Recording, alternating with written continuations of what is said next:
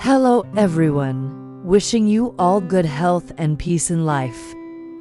Today, we invite you into a quiet, heartfelt moment, a table gently set, the scent of rice rising with the steam, and laughter softly echoing through an old countryside home. This is the first meal after Huyen and returned to the north, a moment warm and full of laughter. After all the storms they endured, this meal is more than just food. It is love served in each bowl, memories returning with every smile, and a quiet promise of new beginnings. Let's sit beside them, feel the warmth, and witness the simple magic of being home again.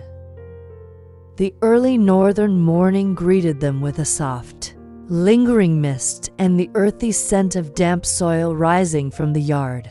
Everything felt quieter here, less hurried, more grounded, like time had learned to breathe. A thin stream of smoke curled up from a neighbor's kitchen, and somewhere in the distance, a rooster crowed against the stillness.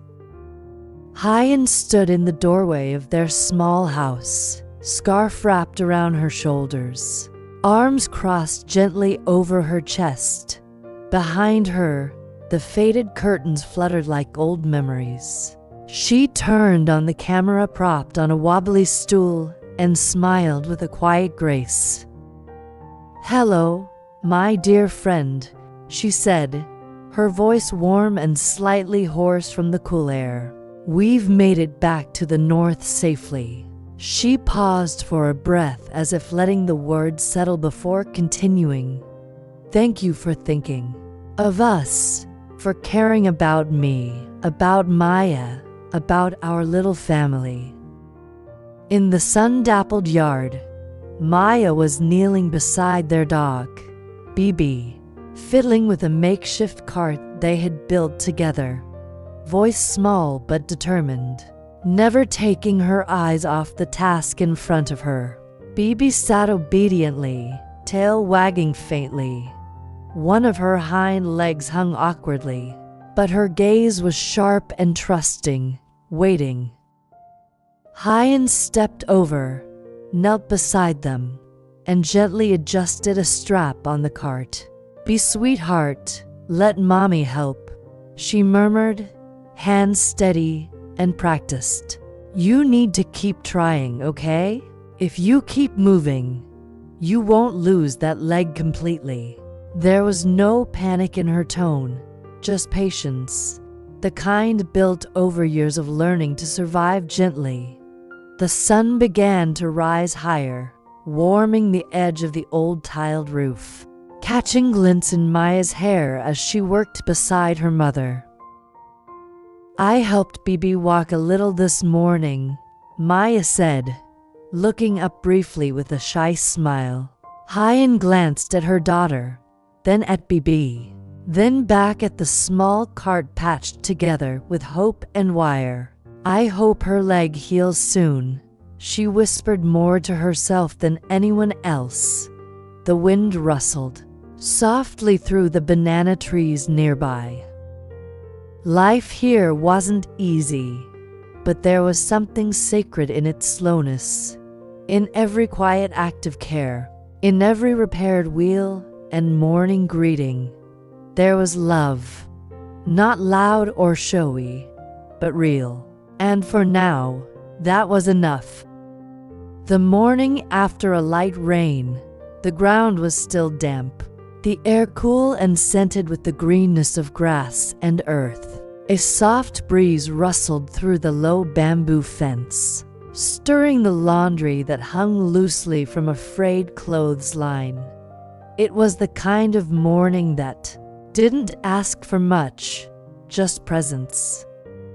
In the middle of the small courtyard, Bibi was walking, not fast, not gracefully, but walking. Her little legs, one of them weakened and bound in fabric, moved with effort. But they moved, each step a tiny miracle, a quiet defiance against the long months of stillness and struggle. Huyen stood nearby, hands loosely folded in front of her, her eyes fixed on the dog's movements with a mixture of awe and tenderness. "BB's doing really well these days," she said softly, half speaking to herself, half sharing with the invisible friend behind the camera. "She's walking better." There was something unspoken behind her voice. Relief maybe, or gratitude, or both. She crouched down slowly, brushing a bit of dirt off BB's back, letting her fingers linger there just a second longer. "Her legs seem stronger now," she added. Maya came running out of the house barefoot, giggling as she knelt beside her dog. "See, I told you she's getting better." She beamed. "BB's like a superhero dog." Huyen smiled, watching her daughter's joy ripple through the yard like sunlight.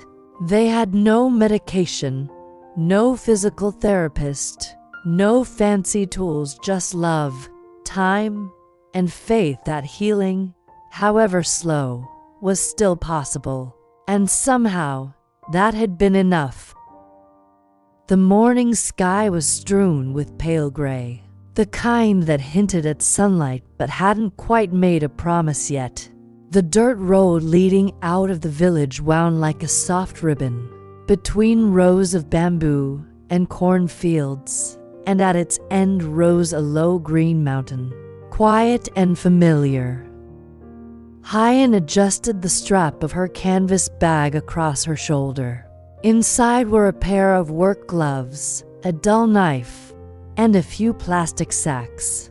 Maya held her mother's hand with one hand and clutched a small cloth doll in the other, her steps quick and clumsy over the uneven path. "Today we're going to pick jackfruit," Huyen said gently, her voice more to Maya than to the camera that hung from her shoulder. "From the mountain?" Maya asked, eyes wide, even though this wasn't the first time. "Yes, sweetheart. The trees up there are tall, but the fruits are almost ripe." The path grew steeper as they walked. Rocks jutted from the ground like forgotten teeth, and the sun began to push its way through the clouds. Maya slowed her steps, her small body already weary. By the time they reached the orchard, Huyen could feel the weight of the journey in her knees, but the view, lush green trees thick with fruit, made it worth the climb. "We made it," she whispered to herself, brushing sweat from her brow. Maya sat beneath one of the jackfruit trees, curling up against its thick roots. Within moments, her breathing slowed, her eyelids fluttered, and she drifted off to sleep in the shade. "Go ahead and rest, love," Huyen murmured, kneeling down to tuck the doll beside her daughter. With practiced hands, she reached up and twisted a jackfruit free. The tree creaked gently under her touch. The fruit was heavy, ripe, and fragrant, the kind that made your hands sticky and your mind think of childhood.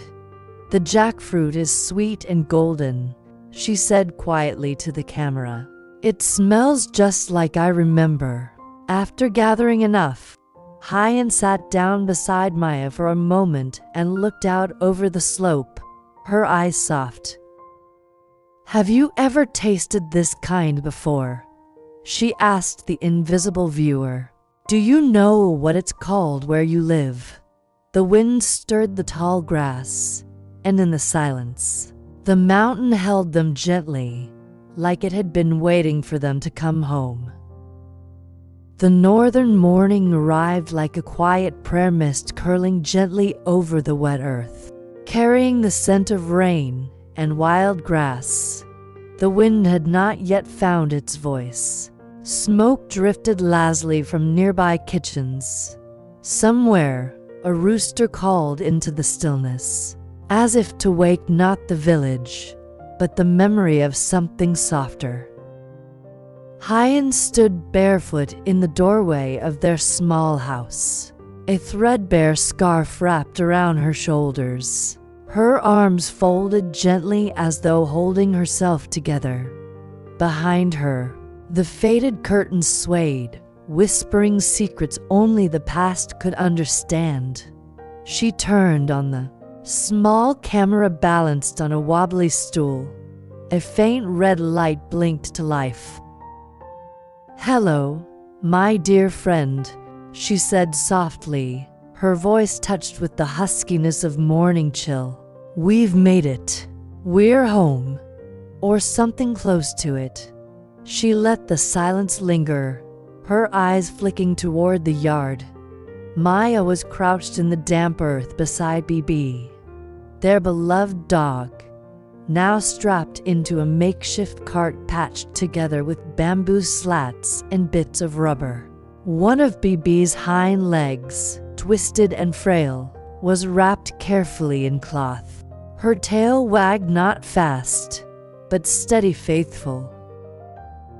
"Be gentle, love," Huyen called out as she stepped closer. She knelt beside them, her fingers moving with the practiced tenderness of someone who's patched wounds more times than she can count. "BB's learning again, just like us." Maya looked up, her cheeks flushed with effort, eyes full of quiet fire. "She stood a little this morning, just for a moment, but it counts, right?" "It always counts," Huyen whispered, pressing a kiss to her daughter's temple. "Even the smallest step forward matters." The sun crept higher, painting soft light across the clay tiles of their roof. Laundry swayed gently on the clothesline. The village had begun to stir, but time here didn't run, it meandered. Later that morning, BB stood. Not well, not gracefully, but she stood. A wobble, a shift, a determined little paw step. Huyen watched from the doorway, her heart in her throat. "Look at her," she murmured to the camera. "She's trying, just like we are." Behind her, the pot on the stove rattled softly with boiling water, filled with wild greens and a few thin slices of sweet potato. Their pantry was nearly empty, but their home wasn't. That afternoon, with the clouds parting above, Huyen and Maya packed up a worn canvas bag. "We'll pick jackfruit from the hillside," Huyen said. "The ripe ones might fetch something at the market." "Even the ones with the ants?" Maya asked, wrinkling her nose. Huyen smiled. "Especially those. Ants know what's sweet." The trail behind their house wound up into the trees. As they climbed, Maya dragged her feet. Dust clung to her ankles. Her doll hung loosely in one hand. But when they reached the orchard, tall jackfruit trees swaying above like ancient guardians, she let out a small gasp. "They're still here, just like us," Huyen replied. Huyen reached up, twisting a fruit from a low branch. Its skin was spiked and sticky. She remembered harvesting these with her mother long ago, when the world was still whole. She turned to the camera again, breathless. "This fruit, it tastes like summer used to feel." Maya had curled beneath a tree, already drifting to sleep with the doll under her arm. Huyen set down the sack of jackfruit and sat beside her, brushing a hand over her daughter's brow. "There's peace in watching her sleep," she whispered, "a kind of healing I didn't know I needed." Thank you, dear listeners, for joining us on this quiet journey of love, healing, and new beginnings. Until we meet again under the starlit sky or beside a warm village fire, take care. Hold hope close, and never stop believing in the gentle power of love.